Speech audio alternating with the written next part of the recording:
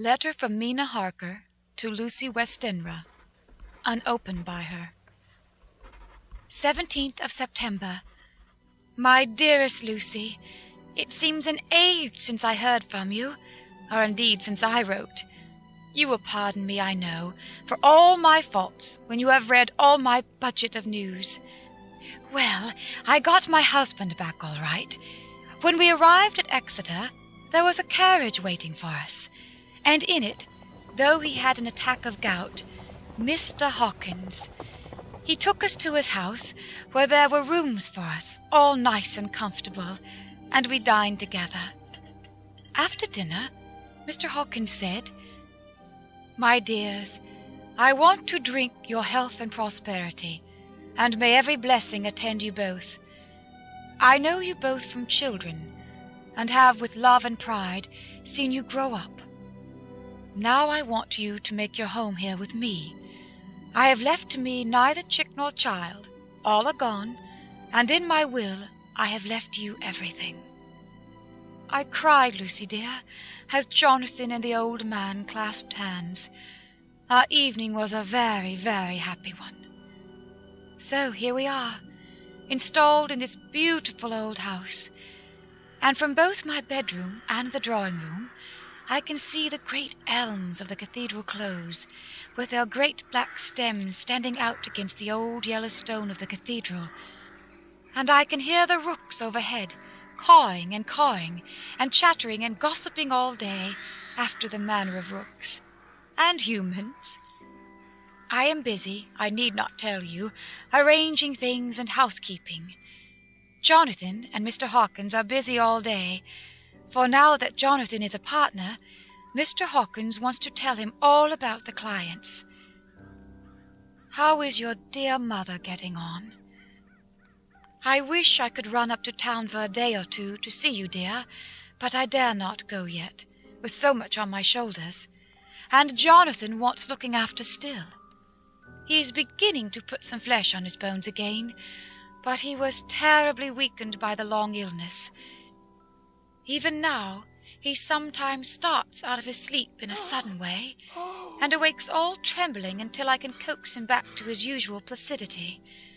However, thank God, these occasions grow less frequent as the days go on, and they will in time pass away altogether, I trust.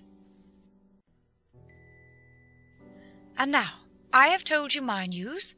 Let me ask yours. When are you to be married?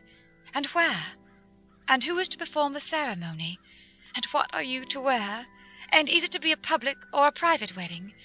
Tell me all about it, dear. Tell me everything, for there is nothing which interests you which will not be dear to me. Jonathan asks me to send his respectful duty, but I do not think that is good enough from the junior partner of the important firm Harkins and Harker. And so, as you love me, and he loves me, and I love you with all the moods and tenses of the verb, I send you simply his love instead. Goodbye, my dearest Lucy, and all blessings on you. Yours, Mina Harker. Dr. Seward's Diary. Report from Patrick Hennessy, M.D., M.R.C.S., L.K., Q.C., P.I., and so on, to John Seward, M.D. 20th of September. My dear Sir, in accordance with your wishes, I enclose a report of the conditions of everything left in my charge. With regard to patient Renfield, there is more to say. He has had another outbreak which might have had a dreadful ending, but which, as it fortunately happened, was unattended with any unhappy results. This afternoon a carrier's cart with 2 men made a call at the empty house whose grounds abut on ours, the house to which, you will remember, the patient twice ran away. The men stopped at our gate to ask the porter their way, as they were strangers. I was myself looking out of the study window, having a smoke after dinner, and saw one of them come up to the house. As he passed the window of Renfield's room, the patient began to rate him from within, and called him all the foul names he could lay his tongue to. The man, who seemed a decent fellow enough, contented himself by telling him to shut up for a foul-mouthed beggar, whereon our man accused him of robbing him and wanting to murder him, and said that he would hinder him if he were to swing for it. I opened the window and signed to the man not to notice. So he contented himself, after looking the place over and making up his mind as to what kind of a place he had got to, by saying, "Law bless you, sir, I wouldn't mind what was said to me in a bloomin' madhouse. I pity you and the governor for having to live in the house with a wild beast like that." Then he asked his way, civilly enough, and I told him where the gate of the empty house was. He went away, followed by threats and curses and revilings from our man. I went down to see if I could make out any cause for his anger, since he's usually such a well-behaved man. And except his violent fits, nothing of the kind had ever occurred. I found him, to my astonishment, quite composed and most genial in his manner. I tried to get him to talk of the incident, but he blandly asked me questions as to what I meant, and led me to believe that he was completely oblivious of the affair.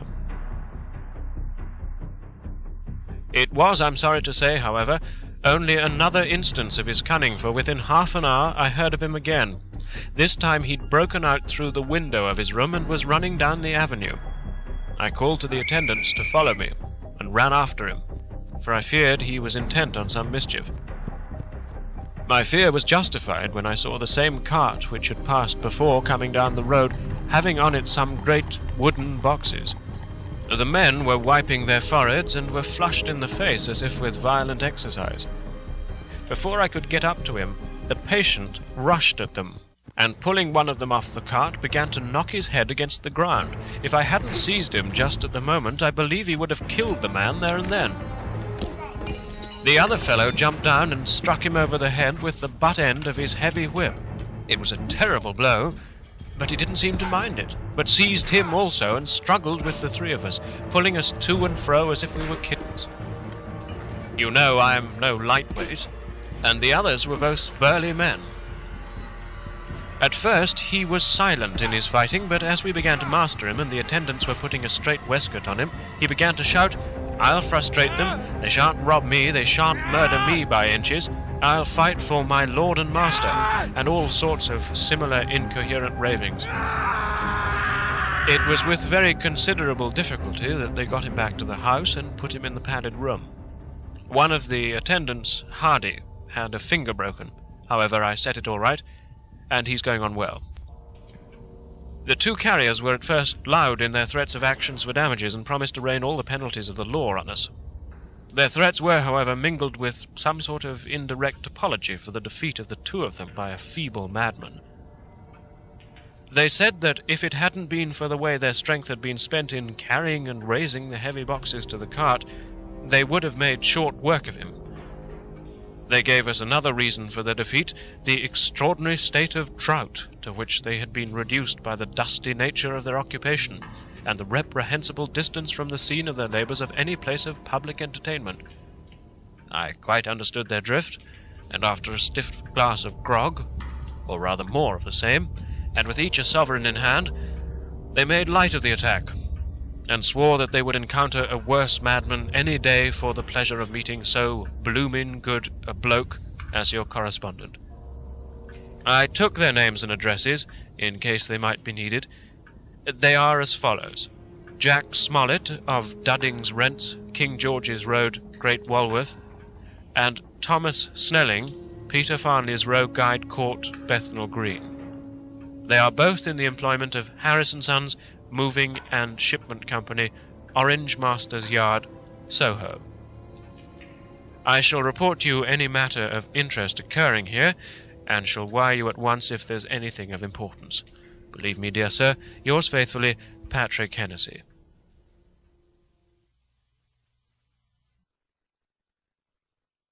Letter from Mina Harker to Lucy Westenra, unopened by her. 18th of September. My dearest Lucy, such a sad blow has befallen us. Mr. Hawkins has died very suddenly. Some may not think it is so sad for us, but we had both come to so love him that it rarely seems as though we had lost a father. I never knew either father or mother, so that the dear old man's death is a real blow to me. Jonathan is greatly distressed.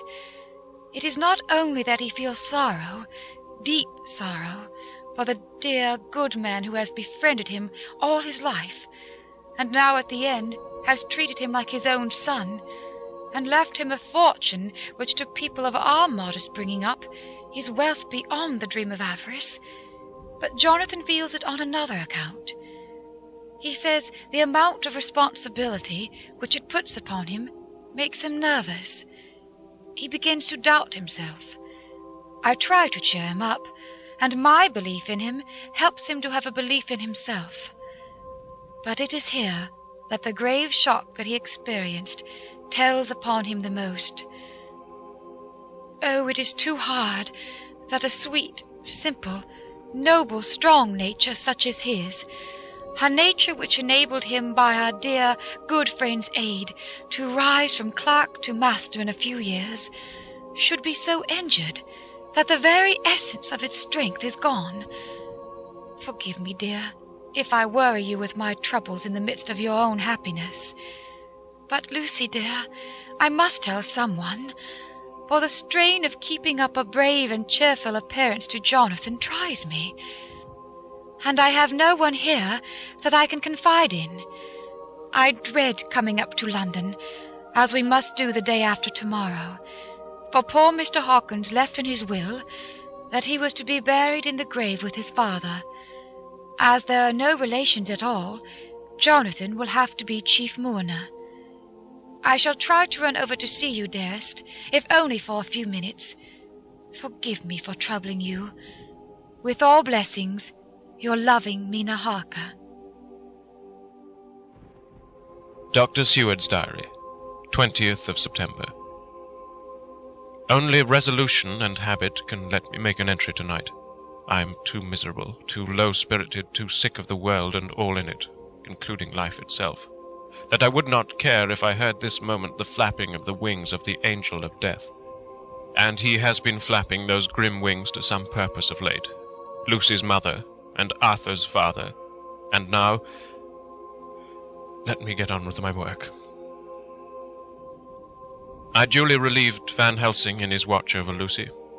We wanted Arthur to go to rest also, but he refused at first. It was only when I told him that we should want him to help us during the day, and that we must not all break down for want of rest, lest Lucy should suffer, that he agreed to go. Van Helsing was very kind to him. "Come, my child," he said. "Come with me. You are sick and weak, and have had much sorrow and much mental pain, as well as that tax on your strength that we know of. You must not be alone, for to be alone is to be full of fears and alarms. Come to the drawing-room where there is a big fire, and there are 2 sofas. You shall lie on one, and I on the other, and our sympathy will be comfort to each other, even though we do not speak, and even if we sleep." Arthur went off with him, casting back a longing look on Lucy's face, which lay in her pillow, almost whiter than the lawn. She lay quite still, and I looked round the room to see that all was as it should be.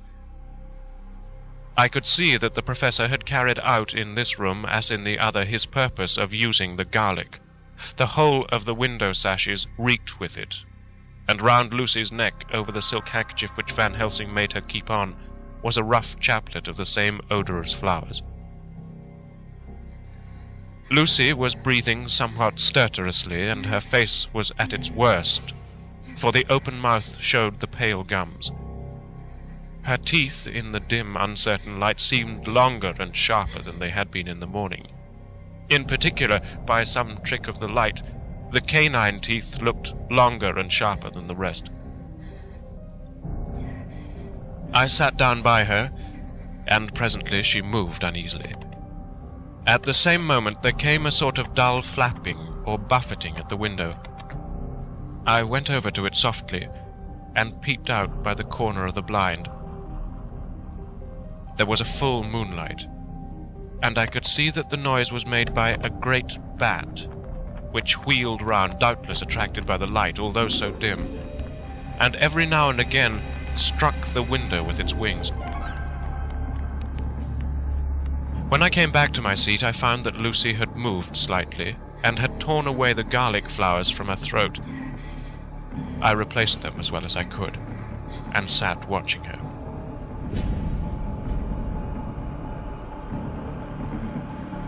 Presently she woke, and I gave her food as Van Helsing had prescribed. She took but a little, and that languidly. There didn't seem to be with her now the unconscious struggle for life and strength that had hitherto so marked her illness. It struck me as curious that the moment she became conscious, she pressed the garlic flowers close to her.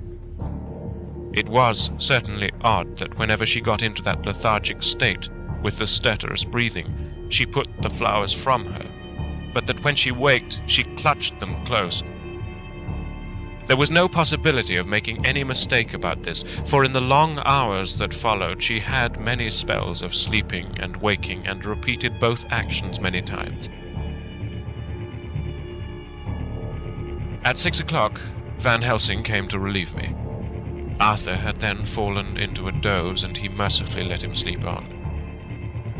When he saw Lucy's face, I could hear the hissing indraw of his breath, and he said to me in a sharp whisper, "Draw up the blind. I want light." Then he bent down and, with his face almost touching Lucy's, examined her carefully. He removed the flowers and lifted the silk handkerchief from her throat. As he did so, he started back, and I could hear his ejaculation, "Mein Gott," as it was smothered in his throat. I bent over and looked, too, and as I noticed, some queer chill came over me. The wounds on the throat had absolutely disappeared. For fully 5 minutes Van Helsing stood looking at her with his face at its sternest. Then he turned to me and said calmly, "She is dying. It will not be long now. It will be much difference, mark me, whether she dies conscious or in her sleep. Wake that poor boy and let him come and see the last. He trusts us, and we have promised him." I went to the dining room and waked him. He was dazed for a moment, but when he saw the sunlight streaming in through the edges of the shutters, he thought he was late, and expressed his fear.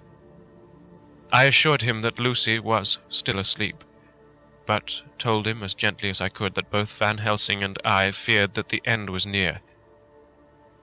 He covered his face with his hands, and slid down on his knees by the sofa, where he remained perhaps a minute, with his head buried, praying, whilst his shoulders shook with grief.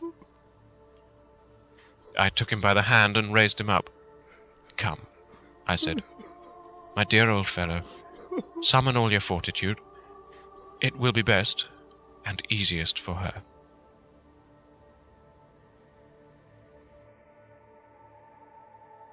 When we came into Lucy's room, I could see that Van Helsing had, with his usual forethought, been putting matters straight, and making everything look as pleasing as possible.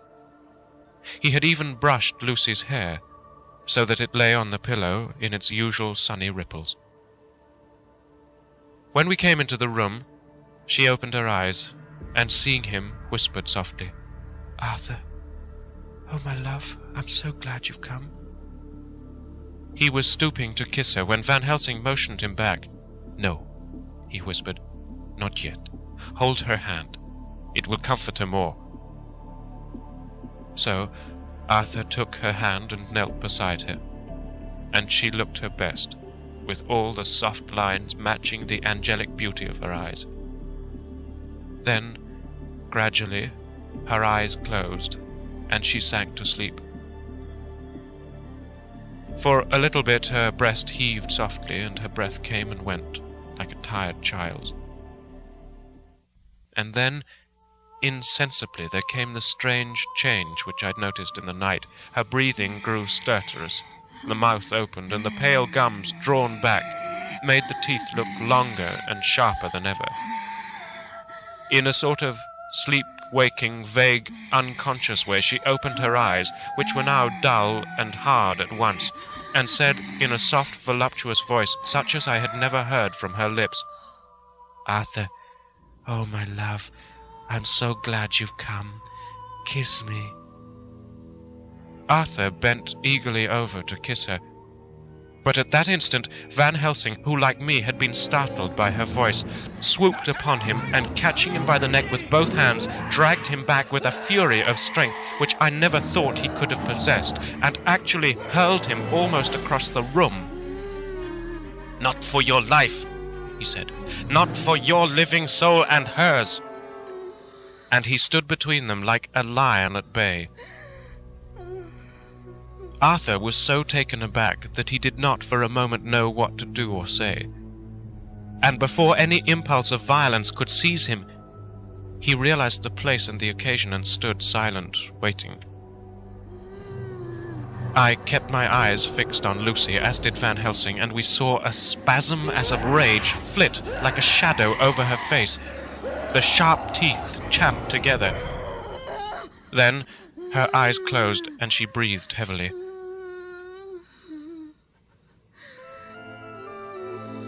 Very shortly after, she opened her eyes in all their softness, and putting out her poor, pale, thin hand, took Van Helsing's great brown one.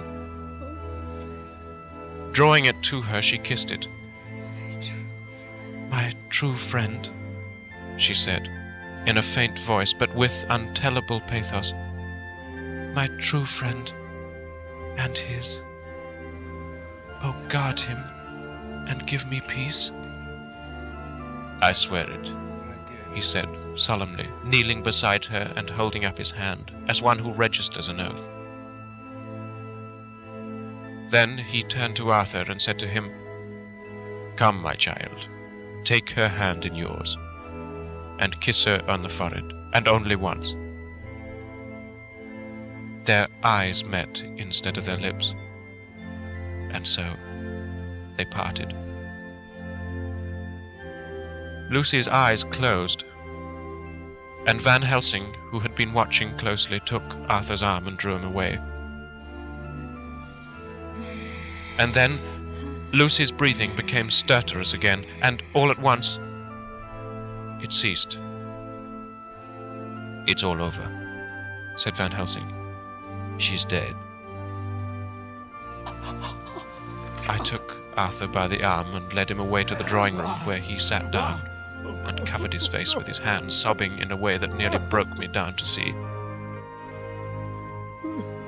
I went back to the room and found Van Helsing looking at poor Lucy, and his face was sterner than ever. Some change had come over her body. Death had given back part of her beauty, for her brow and cheeks had recovered some of their flowing lines. Even the lips had lost their deadly pallor.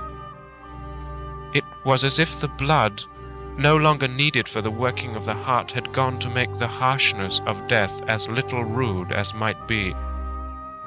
We thought her dying whilst she slept, and sleeping when she died. I stood beside Van Helsing and said, "Ah, well, poor girl, there is peace for her at last. It is the end."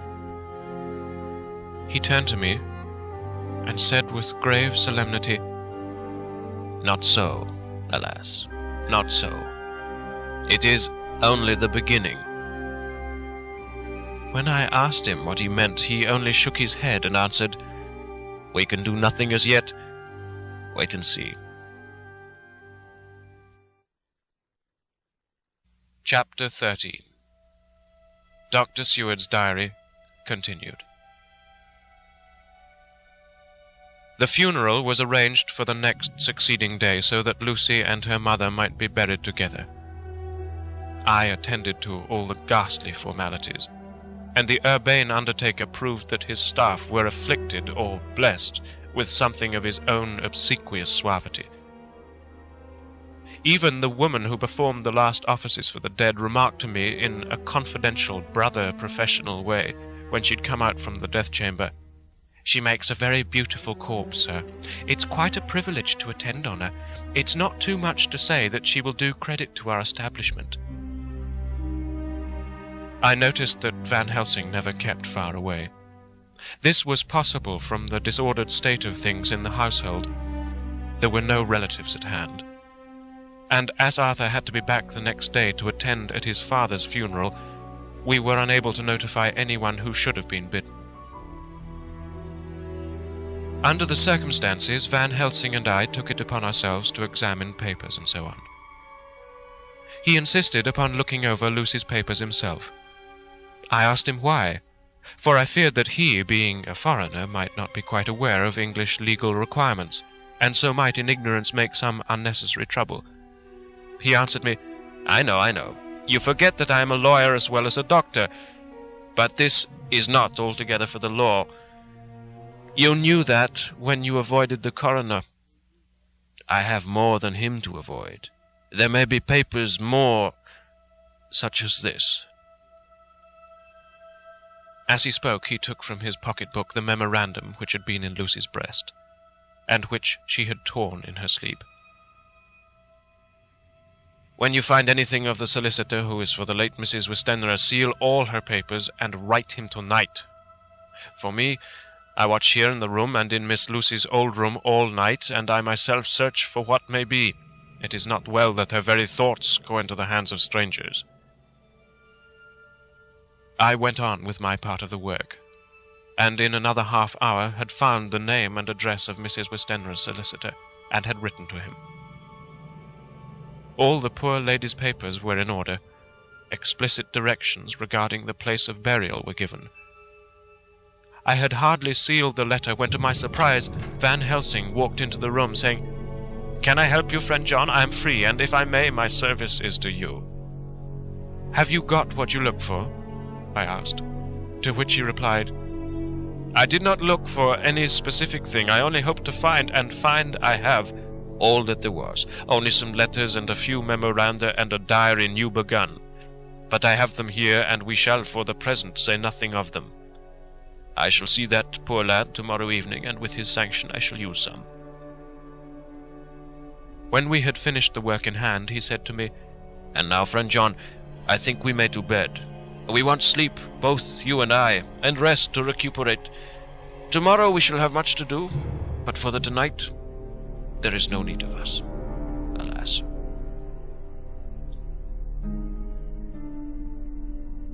Before turning in, we went to look at poor Lucy. The undertaker had certainly done his work well, for the room was turned into a small chapelle ardente. There was a wilderness of beautiful white flowers, and death was made as little repulsive as might be. The end of the winding sheet was laid over the face. When the professor bent over and turned it gently back, we both started at the beauty before us, the tall wax candles showing a sufficient light to note it well. All Lucy's loveliness had come back to her in death, and the hours that had passed, instead of leaving traces of decay's effacing fingers, had but restored the beauty of life, till positively I couldn't believe my eyes that I was looking at a corpse. The professor looked sternly grave. He had not loved her as I had, and there was no need for tears in his eyes. He said to me, "Remain till I return," and left the room. He came back with a handful of wild garlic from the box waiting in the hall, but which had not been opened, and placed the flowers amongst the others on and around the bed. Then he took from his neck, inside his collar, a little gold crucifix, and placed it over the mouth. He restored the sheet to its place, and we came away. I was undressing in my own room, when, with a premonitory tap at the door, he entered, and at once began to speak. "Tomorrow I want you to bring to me before night a set of post-mortem knives." "Must we make an autopsy?" I asked. "Yes and no. I want to operate, but not as you think. Let me tell you now, but not a word to another, I want to cut off a head and take out a heart."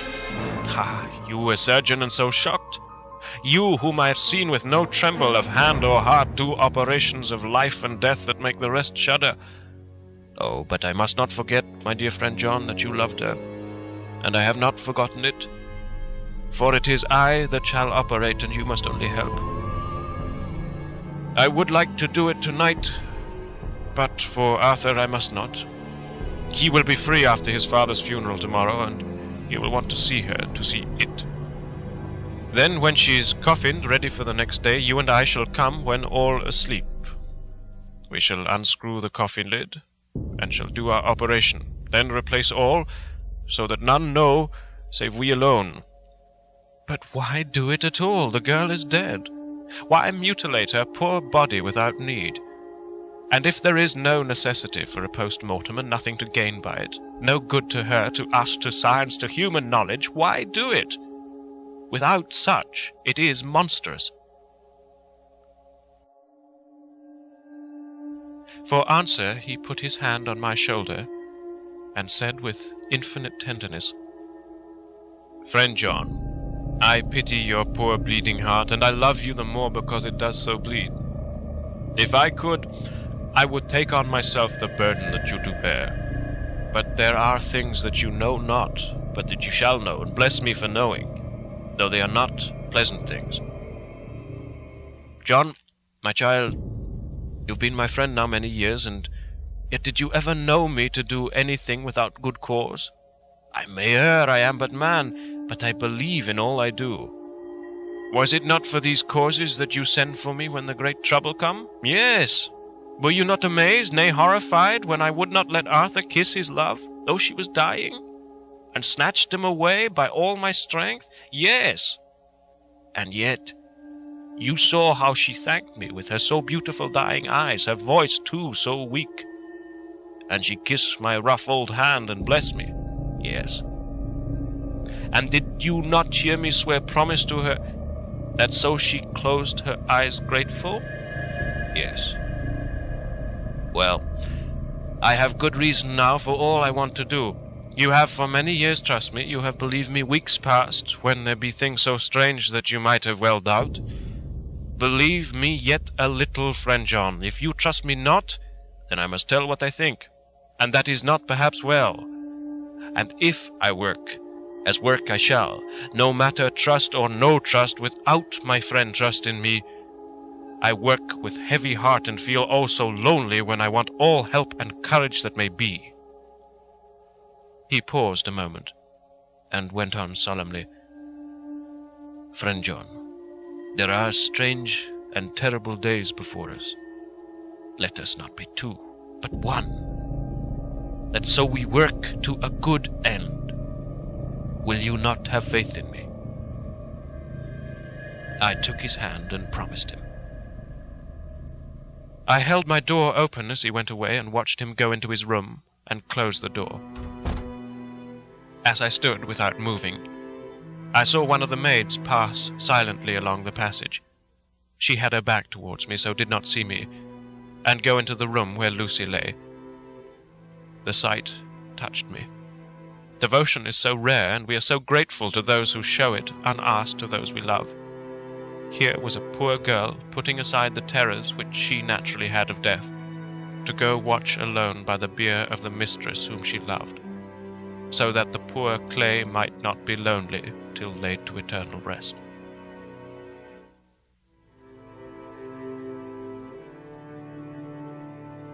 I must have slept long and soundly, for it was broad daylight when Van Helsing waked me by coming into my room. He came over to my bedside and said, "You need not trouble about the knives, we shall not do it." "Why not?" I asked, for his solemnity of the night before had greatly impressed me. "Because," he said sternly, "it is too late, or too early. See." Here he held up the little golden crucifix. "This was stolen in the night." "How stolen?" I asked in wonder, "since you have it now." "Because I get it back from the worthless wretch who stole it from the woman who robbed the dead and the living. Her punishment will surely come, but not through me. She knew not altogether what she did, and thus unknowing she only stole. Now, we must wait." He went away on the word, leaving me with a new mystery to think of, a new puzzle to grapple with. The forenoon was a dreary time, but at noon the solicitor came, Mr. Markand, of Holman, Sons, Markand, and Lidderdale. He was very genial and very appreciative of what we'd done, and took off our hands all cares as to details. During lunch he told us that Mrs. Westenra had for some time expected sudden death from her heart, and had put her affairs in absolute order. He informed us that with the exception of a certain entailed property of Lucy's father, which now in default of direct issue went back to a distant branch of the family, the whole estate, real and personal, was left absolutely to Arthur Holmwood. When he'd told us so much, he went on, "Frankly, we did our best to prevent such a testamentary disposition, and pointed out certain contingencies that might leave her daughter either penniless or not so free as she should be to act regarding a matrimonial alliance. Indeed, we pressed the matter so far that we almost came into a collision, for she asked us if we were or were not prepared to carry out her wishes. Of course, we had then no alternative but to accept. We were right in principle, and 99 times out of 100 we should have proved, by the logic of events, the accuracy of our judgment. Frankly, however, I must admit that in this case any other form of disposition would have rendered impossible the carrying out of her wishes. For by her predeceasing her daughter, the latter would have come into possession of the property, and even had she only survived her mother by 5 minutes, her property would, in case there were no will, and a will was a practical impossibility in such a case, have been treated at her decease as under intestacy, in which case Lord Godalming, though so dear a friend, would have had no claim in the world, and the inheritors, being remote, would not be likely to abandon their just rights for sentimental reasons regarding an entire stranger. I assure you, my dear sirs, I am rejoiced at the result, perfectly rejoiced." He was a good fellow, but his rejoicing at the one little part in which he was officially interested of so great a tragedy was an object lesson in the limitations of sympathetic understanding. He didn't remain long, but said he would look in later in the day and see Lord Godalming. His coming, however, had been a certain comfort to us, since it assured us that we should not have to dread hostile criticism as to any of our acts. Arthur was expected at 5 o'clock, so a little before that time we visited the death chamber. It was so, in very truth, for now both mother and daughter lay in it. The undertaker, true to his craft, had made the best display he could of his goods, and there was a mortuary air about the place that lowered our spirits at once. Van Helsing ordered the former arrangement to be adhered to, explaining that as Lord Godalming was coming very soon, it would be less harrowing to his feelings to see all that was left of his fiancée quite alone. The undertaker seemed shocked at his own stupidity, and exerted himself to restore things to the condition in which we left them the night before, so that when Arthur came, such shocks to his feelings as we could avoid were saved. Poor fellow! He looked desperately sad and broken. Even his stalwart manhood seemed to have shrunk somewhat under the strain of his much-tried emotions. He had, I knew, been very genuinely and devotedly attached to his father, and to lose him, and at such a time, was a bitter blow to him. With me he was warm as ever, and to Van Helsing he was sweetly courteous. But I couldn't help seeing that there was some constraint with him. The professor noticed it too, and motioned me to bring him upstairs. I did so, and left him at the door of the room, as I felt he would like to be quite alone with her. But he took my arm and led me in, saying huskily, "You loved her too, old fellow. She told me all about it. There was no friend had a closer place in her heart than you. I don't know how to thank you for all you've done for her. I can't think yet." Here he suddenly broke down and threw his arms round my shoulders and laid his head on my breast, crying, "Oh, Jack, Jack, what shall I do? The whole of life seems gone from me all at once, and there's nothing in the wide world for me to live for."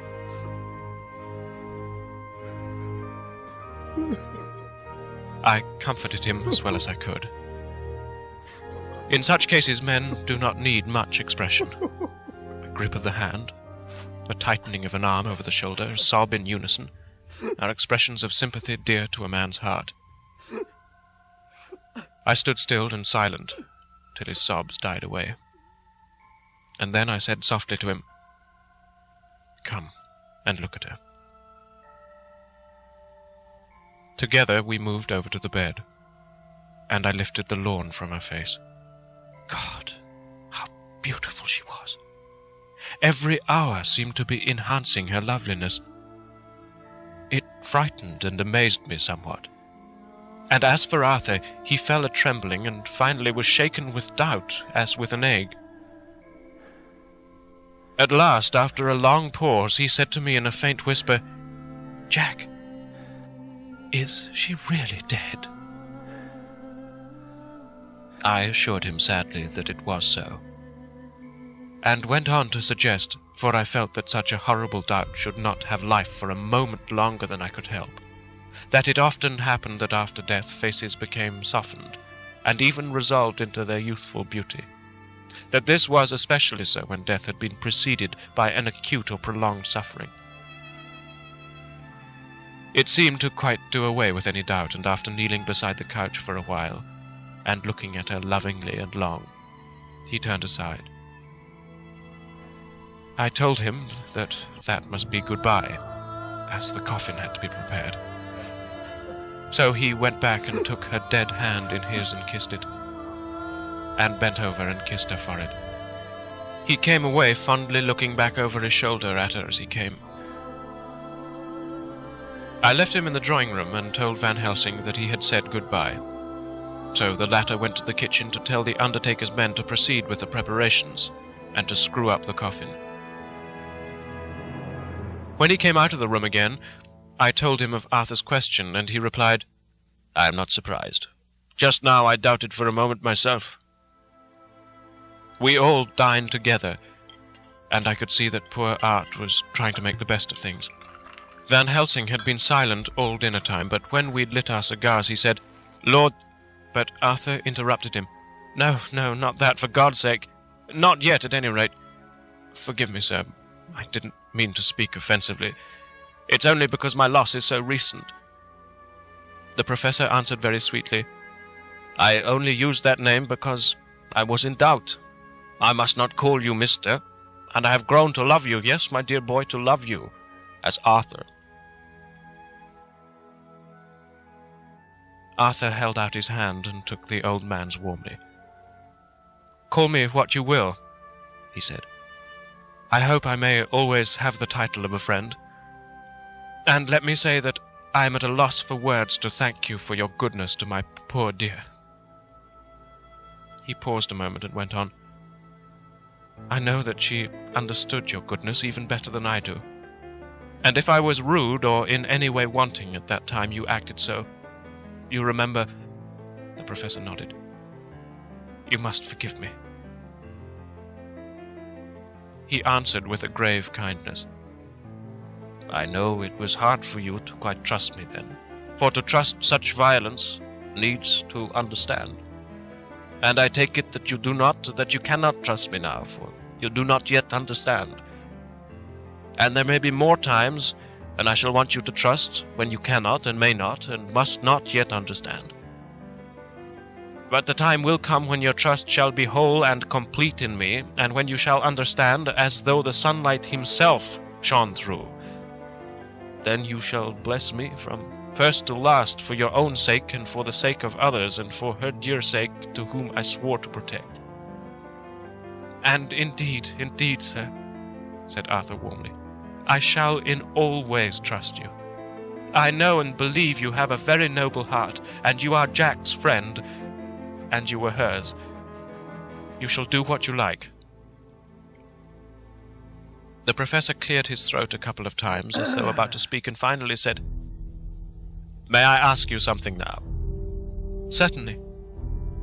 "You know that Mrs. Wistendra left you all her property?" "No, poor dear, I never thought of it." "And as it is all yours, you have a right to deal with it as you will.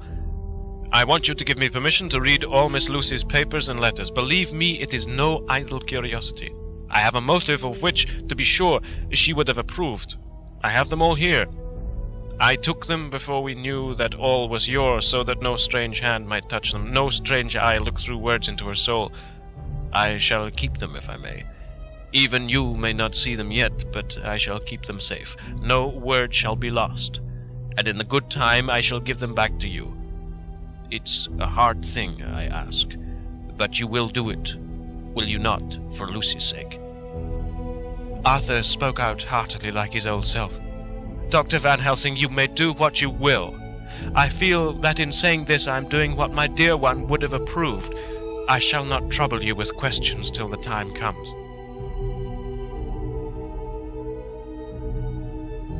The old professor stood up, as he said solemnly, "And you are right. There will be pain for us all. But it will not be all pain, nor will this pain be the last. We, and you too, you most of all, my dear boy, will have to pass through the bitter water before we reach the sweet. But we must be brave of heart and unselfish, and do our duty, and all will be well." I slept on a sofa in Arthur's room that night. Van Helsing did not go to bed at all. He went to and fro as if patrolling the house, and was never out of sight of the room where Lucy lay in her coffin, strewn with the wild garlic flowers, which sent through the odor of lily and rose a heavy, overpowering smell into the night. Mina Harker's Journal, 22nd of September. In the train to Exeter, Jonathan sleeping. It seems only yesterday that the last entry was made, and yet how much between then. In Whitby, and all the world before me. Jonathan away, and no news of him. And now, married to Jonathan. Jonathan a solicitor, a partner, rich, master of his business. Mr. Hawkins, dead and buried. And Jonathan with another attack that may harm him. Some day he may ask me about it. Down it all goes. I am rusty in my shorthand. See what unexpected prosperity does for us. So it may be as well to freshen it up again with an exercise anyhow. The service was very simple and very solemn. There were only ourselves and the servants there, one or two old friends of his from Exeter, his London agent, and a gentleman representing Sir John Paxton, the president of the Incorporated Law Society. Jonathan and I stood hand in hand, and we felt that our best and dearest friend was gone from us. We came back to town quietly, taking a bus to Hyde Park Corner. Jonathan thought it would interest me to go into the Row for a while, so we sat down. But there were very few people there, and it was sad-looking and desolate to see so many empty chairs. It made us think of the empty chair at home. So we got up and walked down Piccadilly. Jonathan was holding me by the arm, the way he used to in the old days before I went to school. I felt it very improper, for you can't go on for some years teaching etiquette and decorum to other girls without the pedantry of it biting into yourself a bit. But it was Jonathan, and he was my husband, and we didn't know anybody who saw us, and we didn't care if they did, so on we walked. I was looking at a very beautiful girl in a big cartwheel hat, sitting in a victoria outside Giuliano's, when I felt Jonathan clutch my arm so tight that he hurt me, and he said under his breath, "My God!" I am always anxious about Jonathan, for I fear that some nervous fit may upset him again, so I turned to him quickly and asked him what it was that disturbed him. He was very pale, and his eyes seemed bulging out as, half in terror and half in amazement, he gazed at a tall, thin man with a beaky nose and black moustache and pointed beard, who was also observing the pretty girl. He was looking at her so hard that he did not see either of us, and so I had a good view of him. His face was not a good face. It was hard and cruel and sensual, and his big white teeth, that looked all the whiter because his lips were so red, were pointed like an animal's. Jonathan kept staring at him, till I was afraid he would notice. I feared he might take it ill. He looked so fierce and nasty. I asked Jonathan why he was disturbed, and he answered, evidently thinking that I knew as much about it as he did, "Did you see who it is?" "No, dear," I said. "I don't know him. Who is it?" His answer seemed to shock and thrill me, for it was said as if he did not know that it was me, Mina, to whom he was speaking. "It is the man himself." The poor dear was evidently terrified at something, very greatly terrified. I do believe that if he had not had me to lean on and to support him, he would have sunk down. He kept staring. A man came out of the shop with a small parcel and gave it to the lady, who then drove off. The dark man kept his eyes fixed on her, and when the carriage moved up Piccadilly, he followed it in the same direction and hailed a hansom. Jonathan kept looking after him and said, as if to himself, "I believe it is the Count, but he has grown young. My God, if this be so! Oh, my God, if I only knew, if I only knew!" He was distressing himself so much that I feared to keep his mind on the subject by asking him any questions. So I remained silent. I drew him away quietly, and he, holding my arm, came easily. We walked a little further, and then went in and sat for a while in the Green Park. It was a hot day for autumn, and there was a comfortable seat in a shady place.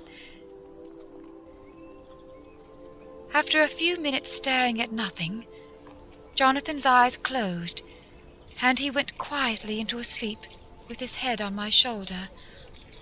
I thought it was the best thing for him, so did not disturb him.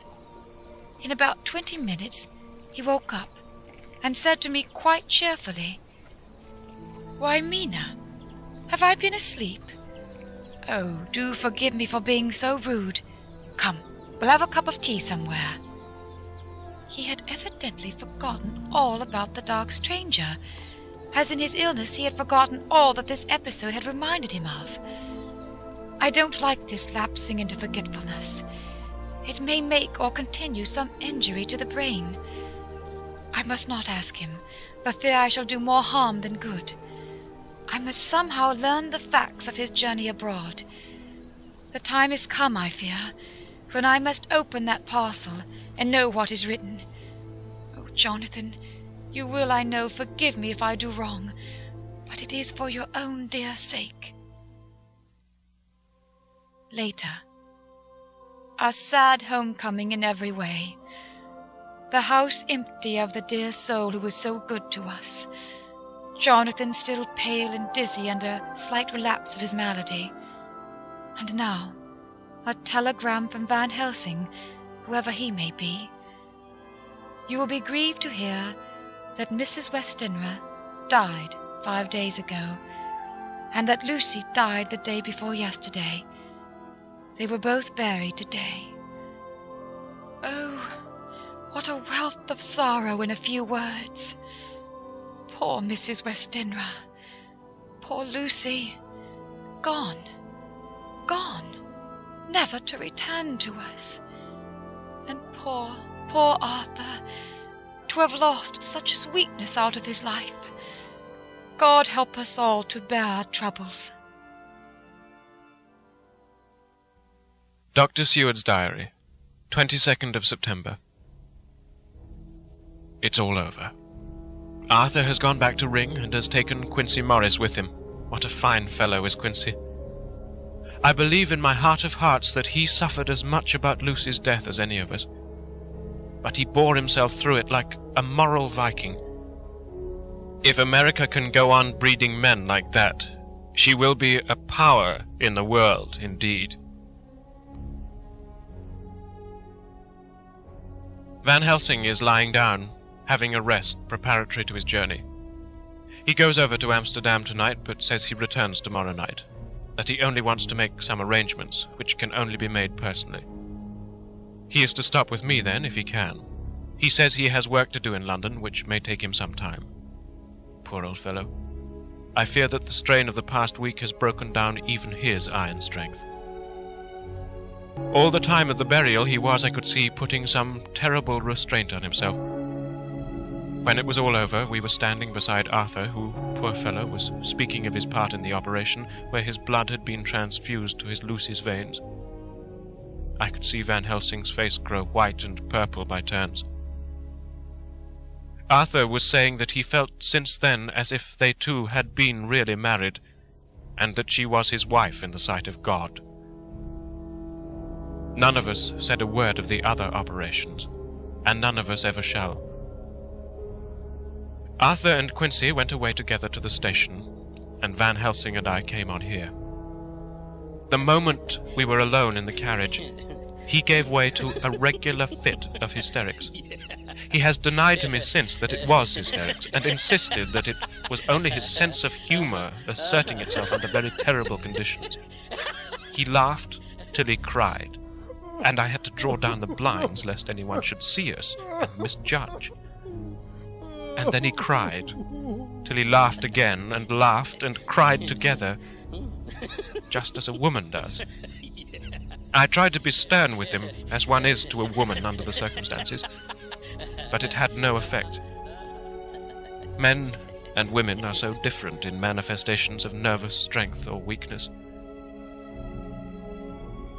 Then, when his face grew grave and stern again, I asked him why his mirth, and why at such a time. His reply was, in a way, characteristic of him, for it was logical and forceful and mysterious. He said, "Ah, you don't comprehend, friend John. Do not think that I am not sad, though I laugh. See, I have cried even when the laugh did choke me. But no more think that I am all sorry when I cry, for the laugh he come just the same. Keep it always with you. That laughter who knock at your door and say, 'May I come in?' is not the true laughter. No, he is a king, and he come when and how he like. Ask no person, he choose no time of suitability. He say, 'I'm here.' Behold, in example, I grieve my heart out for that so sweet young girl. I give my blood for her, though I'm old and worn. I give my time, my skill, my sleep. I let my other sufferers want, that so she may have all. And yet I can laugh at her very grave, laugh when the clay from the spade of the sexton drop upon a coffin and say, 'Thud, thud,' to my heart, till it send back the blood from my cheek. My heart bleed for that poor boy, that dear boy, so of the age of mine own boy, had I been so blessed that he live, and with his hair and eyes the same. There, you know now why I love him so. And yet when he say things that touch my husband heart to the quick, and make my father heart yearn to him as to no other man, not even to you, friend John, for we are more level in experiences than father and son, yet even at such moment King laugh, he come to me and shout and bellow in my ear, 'Here I am,' till the blood come dance back and bring some of the sunshine that he carry with him to my cheek. Oh, friend John, it is a strange world, a sad world, a world full of miseries and woes and troubles, and yet when King Laugh come, he make them all dance to the tune he play. Bleeding hearts and dry bones of the churchyard, and tears that burn as they fall, all dance together to the music that he make with that smileless mouth of him. And believe me, friend John, that he is good to common kind. Ah, we men and women are like ropes drawn tight with strain that pull us different ways. Then tears come, and like the rain on the ropes, they brace us up until perhaps the strain become too great and we break. But King Laugh, he come like the sunshine, and he ease off the strain again, and we bear to go on with our labor, what it may be. I did not like to wound him by pretending not to see his idea, but as I did not yet understand the cause of his laughter, I asked him. As he answered me, his face grew stern, and he said in quite a different tone, "Oh, it was the grim irony of it all. This so lovely lady garlanded with flowers, that looked so fair as life, till one by one we wondered if she were truly dead. She laid in that so fine marble house in that lonely churchyard, where rest so many of her kin. laid there with the mother who loved her, and whom she loved. And that sacred bell going toll, toll, toll, so sad and slow, and those holy men with the white garments of the angel pretending to read books, and yet all the time their eyes never on the page. And all of us with the bowed head. And all for what? She is dead. So, is it not? Well, for the life of me, Professor, I said, I can't see anything to laugh at in all that. Why, your explanation makes it a harder puzzle than before. But even if the burial service was comic, what about poor Art and his trouble? Why, his heart was simply breaking. Just so. Said he not that the transfusion of his blood to her veins had made her truly his bride? Yes, and it was a sweet and comforting idea for him. Quite so, but there was a difficulty, friend John. If so that, then what about the others? Then this so sweet maid is a polyandrist, and me with my poor wife dead to me but alive by church's law, though no wits all gone, even I, who am faithful husband to this now no wife, am bigamist. I don't see where the joke comes in there either, I said, and I didn't feel particularly pleased with him for saying such things. He laid his hand on my arm and said, Friend John, forgive me if I pain. I showed not my feeling to others when it would wound, but only to you, my old friend, whom I can trust. If you could have looked into my very heart then when I want to laugh, if you could have done so when the laugh arrived, if you could do so now when King Laugh have pack up his crown and all that is to him, for he go far, far away from me, and for a long, long time, maybe you would perhaps pity me the most of all. I was touched by the tenderness of his tone, and asked why. Because I know.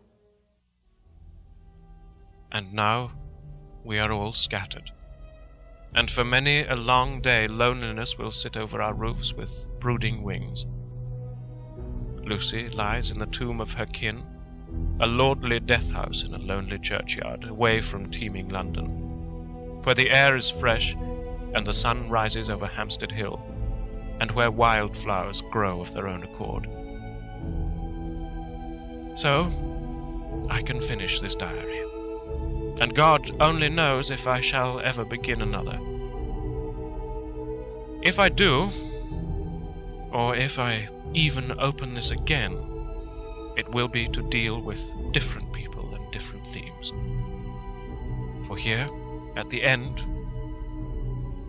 where the romance of my life is told, there I go back to take up the thread of my life work. I say, sadly and without hope, Fini. The Westminster Gazette, 25th of September. A Hampstead Mystery. The neighbourhood of Hampstead is just at present exercised with a series of events which seems to run on lines parallel to those of what was known to the writers of headlines as the Kensington Horror, or the Stabbing Woman, or the Woman in Black. During the past 2 or 3 days, several cases have occurred of young children straying from home or neglecting to return from their playing on the heath. In all these cases, the children were too young to give any properly intelligible account of themselves, but the consensus of their excuses is that they'd been with a bloofer lady. It has always been late in the evening when they've been missed, and on 2 occasions the children have not been found until early in the following morning. It's generally supposed in the neighbourhood that, as the first child missed gave as his reason for being away that a bloofer lady had asked him to come for a walk, the others had picked up the phrase and used it as occasion served. This is the more natural, as the favourite game of the little ones at present is luring each other away by wiles. A correspondent writes us that to see some of the tiny tots pretending to be the bloofer lady is supremely funny. Some of our caricaturists might, he says, take a lesson in the irony of grotesque by comparing the reality and the picture. It is only in accordance with general principles of human nature that the bloofer lady should be the popular role at these alfresco performances. Our correspondent naively says that even Ellen Terry could not be so winningly attractive as some of these grubby-faced little children pretend, and even imagine themselves to be. There is, however, possibly a serious side to the question, for some of the children, indeed all who've been missed at night, have been slightly torn or wounded in the throat. The wounds seem such as might be made by a rat or a small dog, and although of not much importance individually, would tend to show that whatever animal inflicts them has a system or method of its own. The police of the division have been instructed to keep a sharp lookout for straying children, especially when very young, in and around Hampstead Heath, and for any stray dog which may be about. The Westminster Gazette, 25th of September, extra special. The Hampstead Horror. Another child injured. The Bloofer Lady. We've just received intelligence that another child missed last night was only discovered late in the morning under a furze bush at the Shooter's Hill side of Hampstead Heath, which is perhaps less frequented than the other parts. It has the same tiny wound in the throat as has been noticed in other cases. It was terribly weak and looked quite emaciated. It, too, when partially restored, had the common story to tell of being lured away by the Bloofer Lady.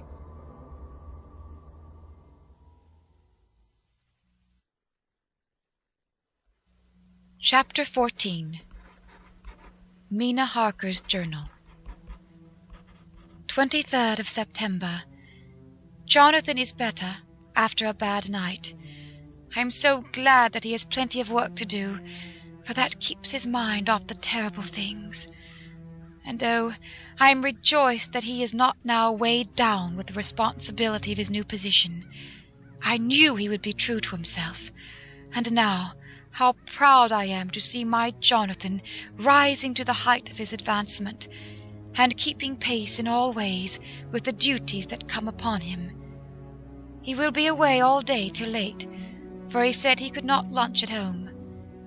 My household work is done, so I shall take his foreign journal and lock myself up in my room and read it.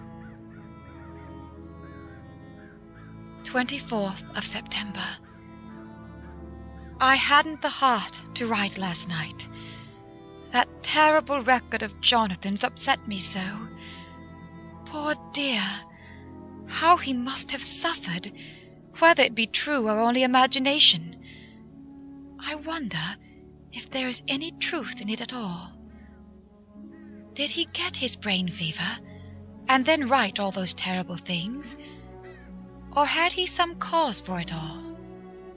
I suppose I shall never know, for I dare not open the subject to him. And yet, that man we saw yesterday, he seemed quite certain of him. Poor fellow! I suppose it was the funeral upset him, and sent his mind back on some train of thought. He believes it all himself. I remember how on our wedding day he said, "Unless some solemn duty come upon me to go back to the better hours, asleep or awake, mad or sane." There seems to be through it all some thread of continuity. That fearful Count was coming to London. If it should be, and he came to London with its teeming millions, there may be solemn duty, and if it come, we must not shrink from it. I shall be prepared. I shall get my typewriter this very hour, and begin transcribing. Then we shall be ready for other eyes if required, and if it be wanted. Then perhaps, if I am ready, poor Jonathan may not be upset, for I can speak for him, and never let him be troubled or worried with it at all. If ever Jonathan quite gets over the nervousness, he may want to tell me of it all, and I can ask him questions and find out things, and see how I may comfort him.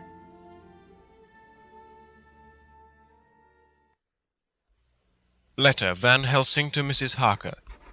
24th September. Confidence. Dear Madam, I pray you to pardon my writing in that I am so far friend as that I sent to you sad news of Miss Lucy Westenra's death. By the kindness of Lord Godalming, I am empowered to read her letters and papers, for I am deeply concerned about certain matters vitally important. In them I find some letters from you, which show how great friends you were, and how you love her. Oh, Madam Mina, by that love I implore you, help me. It is for others' good that I ask, to redress great wrong, and to lift much and terrible troubles that may be more great than you know. May it be that I see you. You can trust me. I am friend of Dr. John Seward, and of Lord Godalming, that was Arthur of Miss Lucy. I must keep it private for the present from all. I should come to Exeter to see you at once if you tell me I am privileged to come, and where and when. I implore your pardon, madam. I have read your letters to poor Lucy, and know how good you are, and how your husband suffer. So I pray you, if it may be, enlighten him not, lest it may harm. Again your pardon, and forgive me Van Helsing. Telegram from Mrs. Harker to Van Helsing. 25th of September. Come today by 10:15 train, if you can catch it. Can see you any time you call. Wilhelmina Harker. Mina Harker's Journal. 25th of September. I cannot help feeling terribly excited as the time draws near for the visit of Dr. Van Helsing, for somehow I expect that it will throw some light upon Jonathan's sad experience, and as he attended poor dear Lucy in her last illness, he can tell me all about her. That is the reason of his coming. It is concerning Lucy and her sleepwalking, and not about Jonathan. Then I shall never know the real truth now. How silly I am. That awful journal gets hold of my imagination and tinges everything with something of its own color. Of course it is about Lucy. That habit came back to the poor dear, and that awful night on the cliff must have made her ill. I had almost forgotten, in my own affairs, how ill she was afterwards. She must have told him of her sleepwalking adventure on the cliff, and that I knew all about it. And now he wants me to tell him what I know, so that he may understand.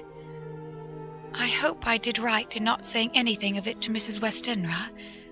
I should never forgive myself if any act of mine, were it even a negative one, brought harm on poor dear Lucy. I hope, too, Dr. Van Helsing will not blame me. I have had so much trouble and anxiety of late that I feel I cannot bear more just at present. I suppose a cry does us all good at times, clears the air as other rain does. Perhaps it was reading the journal yesterday that upset me, and then Jonathan went away this morning to stay away from me a whole day and night, the first time we have been parted since our marriage. I do hope the dear fellow will take care of himself, and that nothing will occur to upset him. It is 2:00, and the doctor will be here soon now. I shall say nothing of Jonathan's journal, unless he asks me. I am so glad I have typewritten out my own journal, so that, in case he asks about Lucy, I can hand it to him. It will save much questioning.